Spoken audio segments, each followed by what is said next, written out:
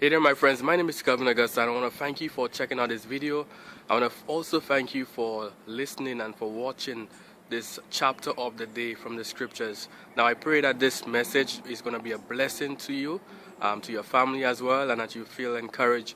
But also reach out to me on Facebook. I'm going to put my links in the description below so that we can connect and also help and encourage one another. So I pray that today's message is a blessing to you.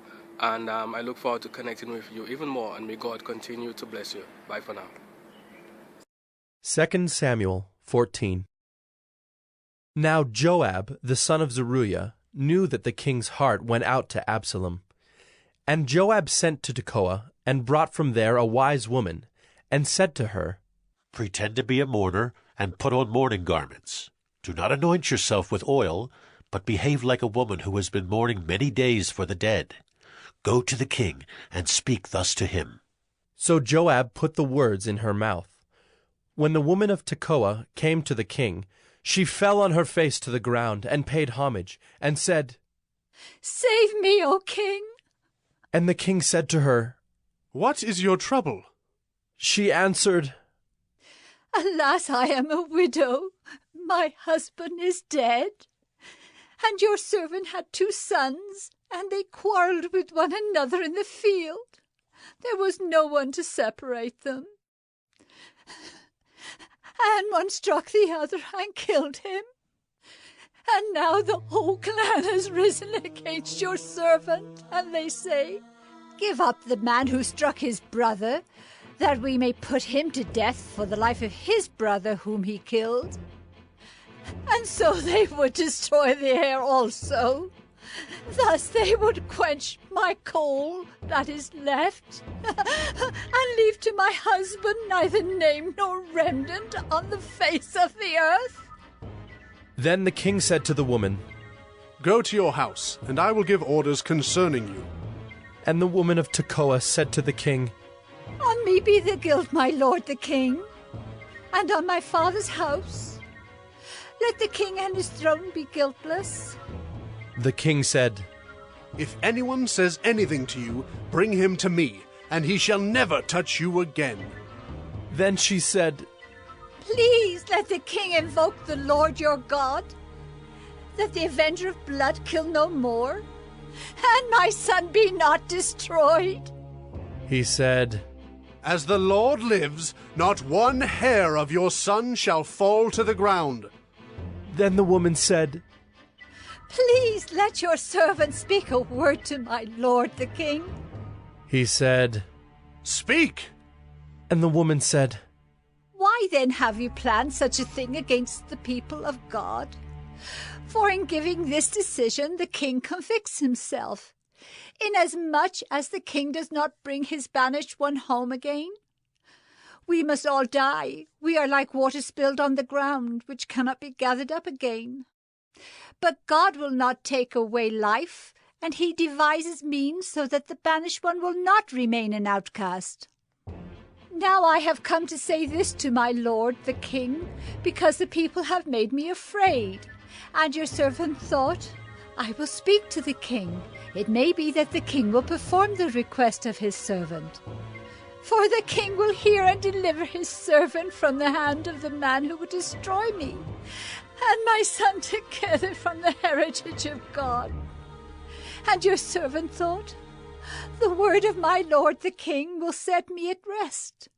For my lord the king is like the angel of God to discern good and evil. The Lord your God be with you. Then the king answered the woman, Do not hide from me anything I ask you. And the woman said, Let my lord the king speak. The king said, Is the hand of Joab with you in all this? The woman answered and said, As surely as you live, my lord the king, one cannot turn to the right hand or to the left from anything that my lord the king has said. It was your servant Joab who commanded me. It was he who put all these words in the mouth of your servant. In order to change the course of things, your servant Joab did this. But my Lord has wisdom like the wisdom of the angel of God, to know all things that are on the earth. Then the king said to Joab, Behold now, I grant this. Go, bring back the young man Absalom. And Joab fell on his face to the ground, and paid homage, and blessed the king. And Joab said, Today your servant knows that I have found favor in your sight, my lord the king, in that the king has granted the request of his servant. So Joab arose and went to Geshur and brought Absalom to Jerusalem. And the king said, Let him dwell apart in his own house. He is not to come into my presence. So Absalom lived apart in his own house, and did not come into the king's presence. Now in all Israel there was no one so much to be praised for his handsome appearance as Absalom. From the sole of his foot to the crown of his head there was no blemish in him. And when he cut the hair of his head, for at the end of every year he used to cut it, when it was heavy on him he cut it, he weighed the hair of his head, 200 shekels by the king's weight.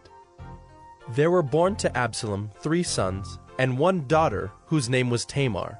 She was a beautiful woman. So Absalom lived 2 full years in Jerusalem without coming into the king's presence. Then Absalom sent for Joab to send him to the king, but Joab would not come to him. And he sent a second time, but Joab would not come. Then he said to his servants, See, Joab's field is next to mine, and he has barley there. Go and set it on fire. So Absalom's servants set the field on fire. Then Joab arose and went to Absalom at his house, and said to him, Why have your servants set my field on fire? Absalom answered Joab, Behold, I send word to you. Come here that I may send you to the king to ask, Why have I come from Geshur?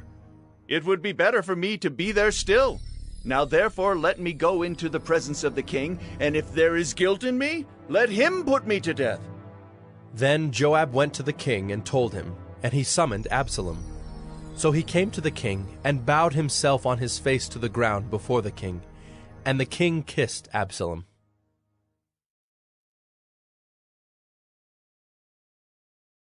Hey there, my friends. My name is Kelvin Augusta again. Thank you for checking out this episode of 1 Minute Bible Study. Here, the goal is to really share some word of encouragement, share the scriptures, share something from the Bible to inspire us to live godly lives, to get closer to Christ, to connect with God. So again, if you have any questions, issues, quarrels, comments, recommendations, or you just want to reach out, I'm going to put my links to Facebook, my personal profile. I will look forward to connecting with you, to help and encourage one another, and to share in any way that we can be a blessing to one another. So again, feel free to connect with me below. Thank you again for checking out this episode of 1 Minute Bible Study, where we've shared scripture, we've shared encouragement, and I look forward to connecting with you. May God continue to bless you. Bye for now.